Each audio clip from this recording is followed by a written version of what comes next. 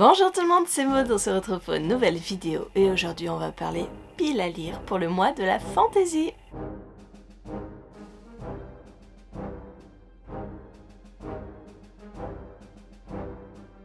Stéphanie de Piketty Bookin organise depuis de nombreuses années le mois de la fantaisie. C'est un challenge que je ne rate sous aucun prétexte.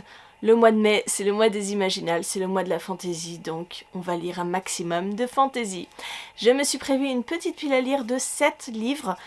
Je pense qu'en un mois, 7 livres, c'est faisable, mais elle me paraît quand même assez épaisse.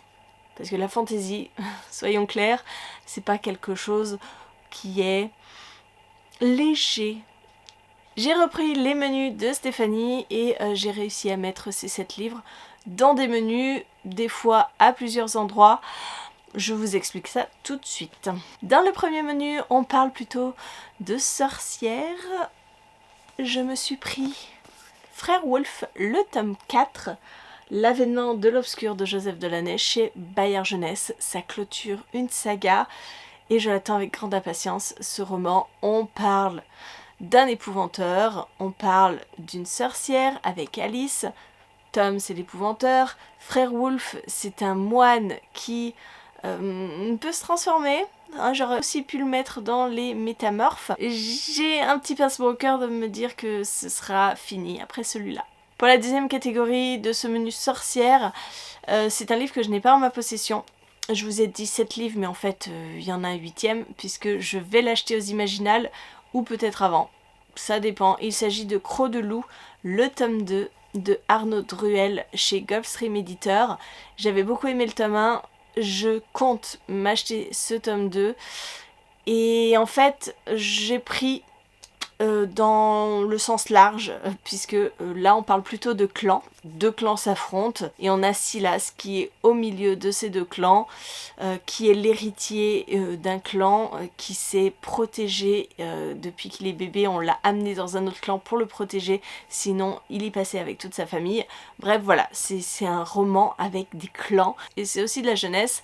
Donc ça se lira vite, un peu comme Frère Wolf. Dans La chasse aux sorcières, on parle d'enquête, on parle de meurtre, de ce genre de choses. J'ai choisi de mettre Magie et sentiments, les secrets de Langdon de Ariel Holz chez Slalom, puisque quand je lis le résumé, on nous parle de meurtre sanglant du vampire de Blackchurch.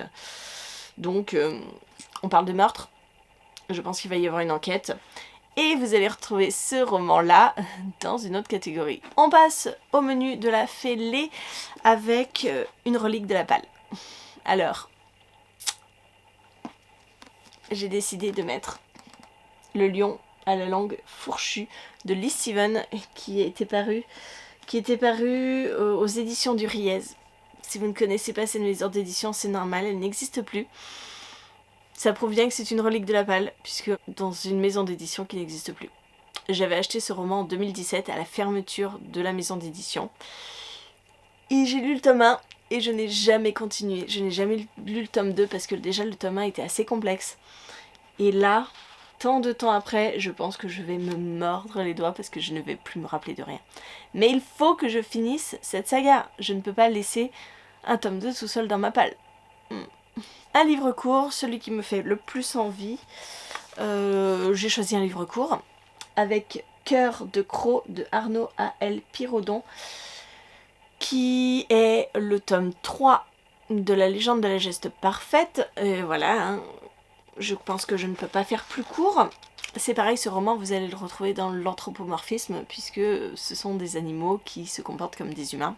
Alors, un roman où on parle de contes, de royauté, de cours, ce genre de choses. Alors, j'ai décidé de plus partir sur contes et sur un court roman, ça fait les deux, avec De délicieux enfants de Flore Vesco, chez l'École des loisirs, dans la collection M+, on est avec Le Petit Pousset. Le Petit Pousset. Le Petit Pousset, puisque il ne faut pas manger pour vivre, mais vivre pour manger le monde. Je pense qu'on est un petit peu dans le même style que D'or et d'oreiller, que j'avais adoré. Je pense ne pas me tromper en me disant que c'est une valeur sûre. J'aime pas trop les réécritures de contes, mais là, avec Flore Vesco, ça me donne grandement envie. Dans le menu de l'elfe, Stephawen, donc on doit vous retrouver un roman avec de l'amour, avec de la romance. Donc, je vous l'ai déjà montré, magie et sentiments rentrent parfaitement là-dedans puisque Ariel Holz se lance dans de la romantaisie. J'ai un peu peur de ce que ça va donner, mais de toute façon, celui-ci, il faut que je le lise avant les Imaginales, donc il va y passer très vite. La deuxième catégorie de ce menu, c'est guerre, complot, ce genre de choses.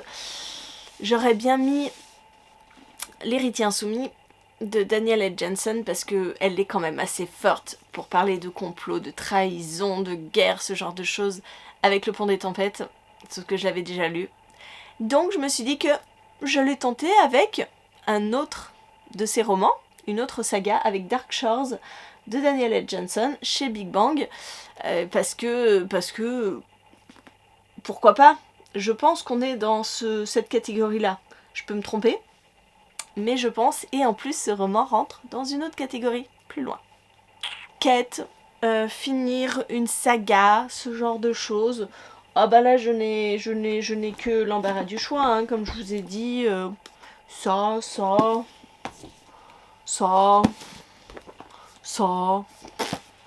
Et puis aussi, ça. Je suis désolée, j'ai encore le plastique dessus.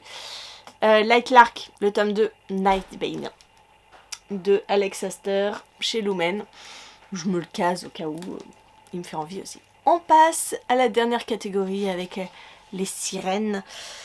La sirène Silène. Donc un livre de mythologie, et ben croyez-moi ou non, je n'ai pas trouvé. C'est pas trop mon truc les livres de mythologie, donc je n'en ai pas. J'avais Runburn mais je l'ai déjà lu. Donc j'ai préféré ne rien mettre dans cette catégorie, c'est la seule catégorie que je n'aurais pas. Ça je pense pas qu'on puisse considérer que c'est de la mythologie. Donc je fais l'impasse sur cette catégorie et je vous parle tout de suite de l'anthropomorphisme, je vous l'ai déjà présenté. Et donc je compte lire celui-ci, je vous l'ai déjà dit, on est avec des animaux qui se comportent comme des humains et c'est un 3e tome donc il faut que je le lise dans tous les cas. Et enfin, on va parler sirènes, bateaux, eau, océan, ce genre de choses. Vous l'avez compris, je remets un autre de mes livres avec Dark Shore, puisqu'on est dans des aventures maritimes. Et voilà. Écoutez, on est dans les sombres rivages, on parle de capture, de conquête de nouveaux continents, donc parfait. C'en est tout pour cette vidéo, j'espère qu'elle vous aura plu. N'hésitez pas à me dire en commentaire votre pile à lire. Dites-moi tout, je suis sur le Discord du challenge, donc c'est un Discord qui est très très vivant, on partage beaucoup de piles à lire, de vidéos, ce genre de choses, donc n'hésitez pas à nous rejoindre si le challenge vous intéresse. Et moi en attendant, je vous fais des gros bisous, je vous souhaite une très bonne journée, de très bonnes lectures, je vous dis à très bientôt pour une nouvelle vidéo. Je vais rendre ça à Julia quand même. Ça fait 2 fois que je lui pique, hein.